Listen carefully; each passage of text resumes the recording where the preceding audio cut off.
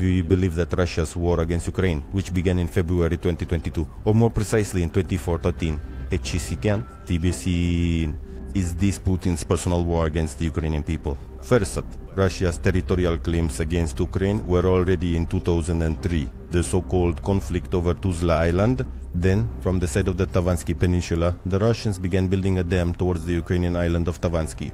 According to international experts, these actions by neighbors were pressure on Ukraine regarding territorial claims by Russia. Ukraine's then President Leonid Kuchma urgently flew to that evil. Between the Ukrainian border guards and construction workers from Russia, there was a distance of 100 meters. The conflict was resolved at the level of state leaders, as well as through global diplomacy.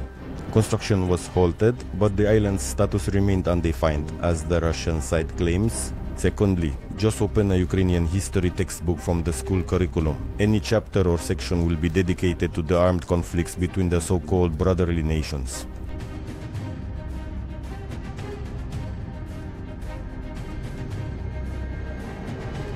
The Russian Federation, the beginning of an empire, initially of Tsarist Russia, and later, the USSR, inheriting the imperial ambassador.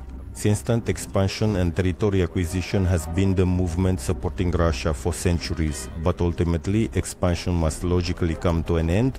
The bubble must burst. Hopefully this time it will.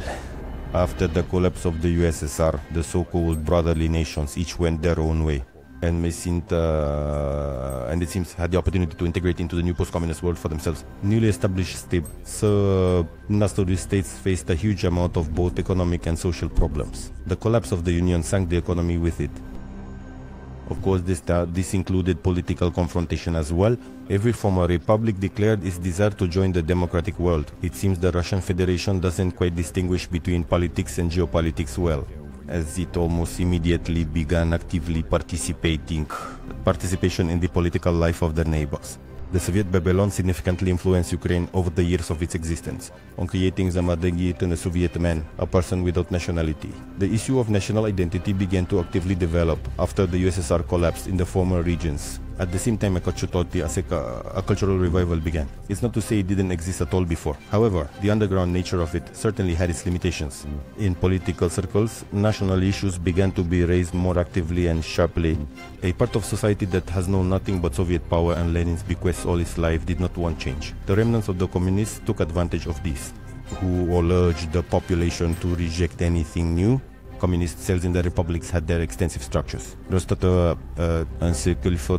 closely linked to Moscow, and obviously they were also guided by it. Russia, just like all the former Soviet republics, had this too. Problems did not want to lose its influence over the neighbors. Through all possible channels, from political, military to intelligence, Russia tried to control the remnants of the shattered empire. In the republics, the so-called language issue arose more frequently. Laws on language were enacted. Television, radio and press were printed and broadcast in native languages. At the same time, no one had forgotten Russian, and it was also widespread in communication. However, the language was a perfect tool for creating tension and conflicts in society, which the Russian Empire uses wonderfully and constantly. There is no need to delve deep into history here. Let's just recall Moscow's narratives in the war between Russia and Ukraine. Saving Russian speakers from nationalists has become a slogan not only in our war, but practically in all conflicts initiated or participated in by Russia. There have been more than 10 since the 90s. The civil war in Georgia from 1991 to 1993. The war from 1991 to 1993. Peter War Transnistrian conflict 92. Ossetian Ingush candidate conflict year 1992. Civil war in Tajikistan 1992 to 1997. The first Chechen war 1994 to 1996. The war in Dagestan 1989, the Second Chechen War 1999 to 2009, the Russo-Georgian War 2008, Russia's intervention in Syria 2015 to present, the Russian-Ukrainian War of 2014 continues to this day.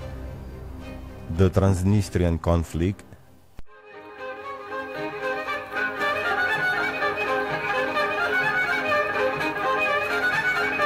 Transnistria is a region located along the left bank of the Dniester River. At different times, it was part of the Grand Princess Trulet's domain.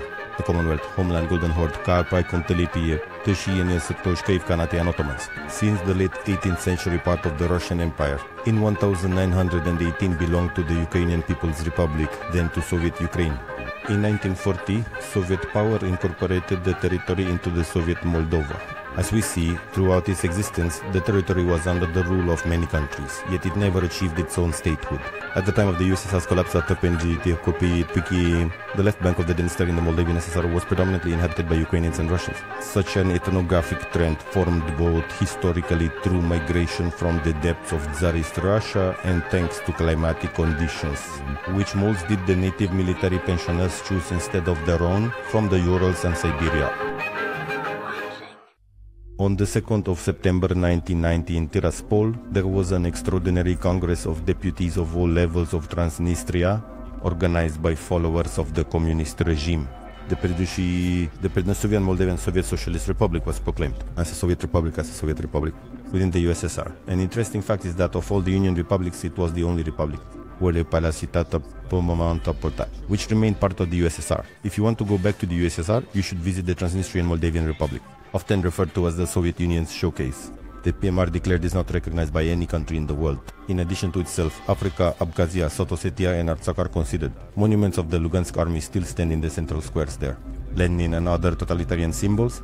October 9th, like other Soviet holidays, is considered a national holiday. On the eve of the collapse of the Soviet Empire, the Moldavian SSR adopted the Lazarev decision, which designated Romanian as the official language, with the adoption of the Latin script. Pro-Russian residents of Transnistria immediately staged protests. The approval of the state flag of Moldova infuriated them even more. In the year 1990, which was very similar to Romanian, demonstrations and narratives about the oppression of Russian speakers by nationalists began. It's worth noting that in the early 90s in Moldovan society, pro-Romanian sentiments were popular. Moldova and Romania. The political elite was established along the left bank of the Dniester. It is worth noting that the self-proclaimed authorities of the PMR up to these events she addressed the Supreme Council of Ukraine about joining Ukraine. The then leader of the separatists, Smirnov, even arrived in Ukraine with this proposal, but in Kyiv no one took such a gift seriously. The 25th of August 1991, the so-called Supreme Council, the Prednestrovyan Moldavian Soviet Socialist Republic, adopted the Declaration of Independence 2 days ahead of Moldova. Of course, even this political move was not recognized in Moldova. However, the central government in Moscow did not accept. Gorbachev was then emphasizing the supremacy and indivisibility of the Moldavian SSR. On August 27, the Parliament of the Moldavian SSR adopted its Declaration of Independence.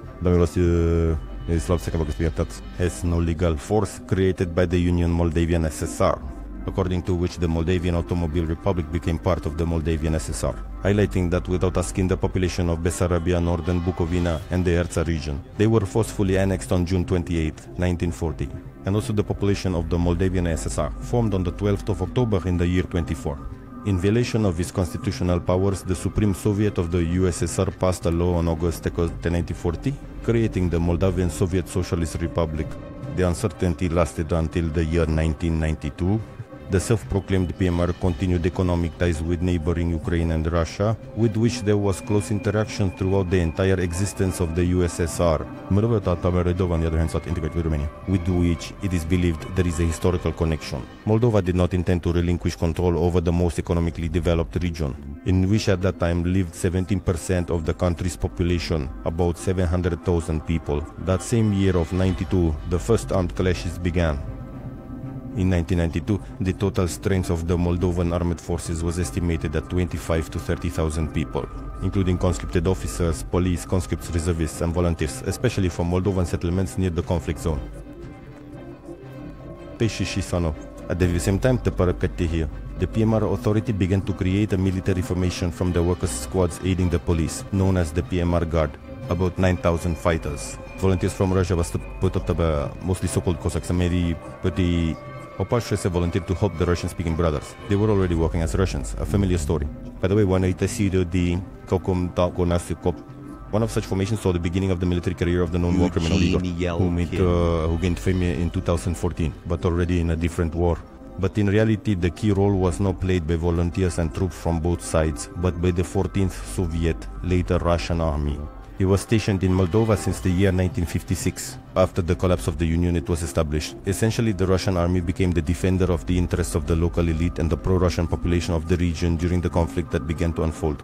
The presence of regular Russian troops significantly hindered the Moldovan authorities from implementing a military solution to the conflict. Since 1992, the command of the army was entrusted to General Alexander Lebed. Moldovan law enforcement tried to take control of some of the closest places. Transnistria, to the market, to the partisan. The Moldovan armed forces attempted to eliminate the PMR military formation and establish the sovereignty of the Republic of Moldova over the Transnistria territory. Military formation.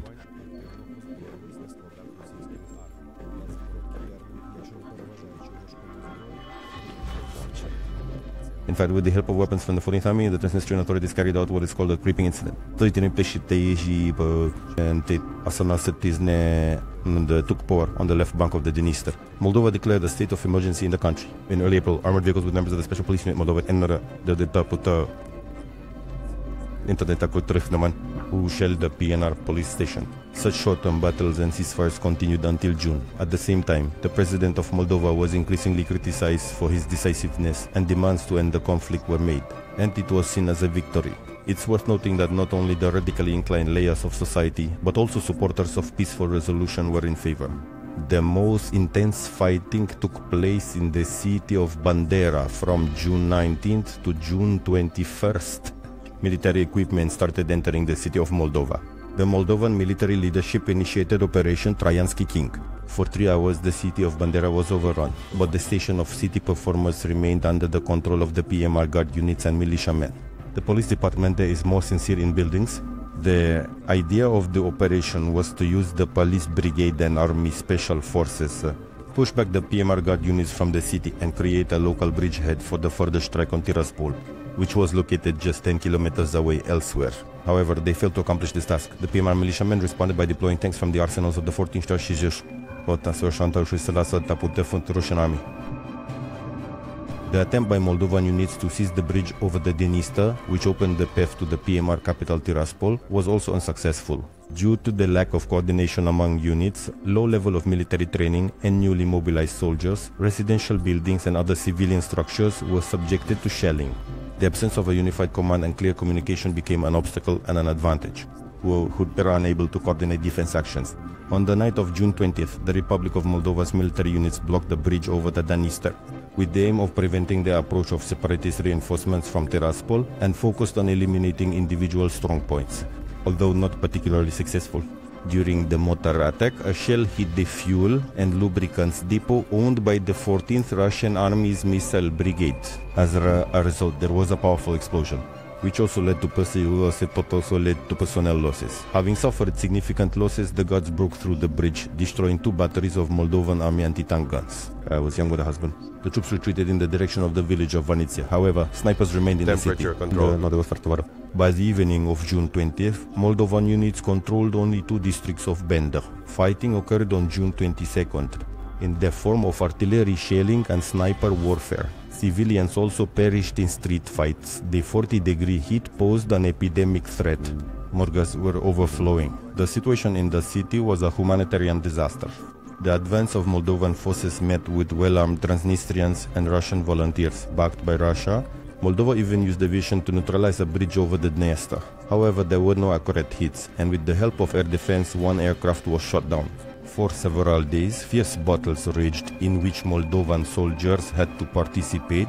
On June 23rd, there was a relative squeeze.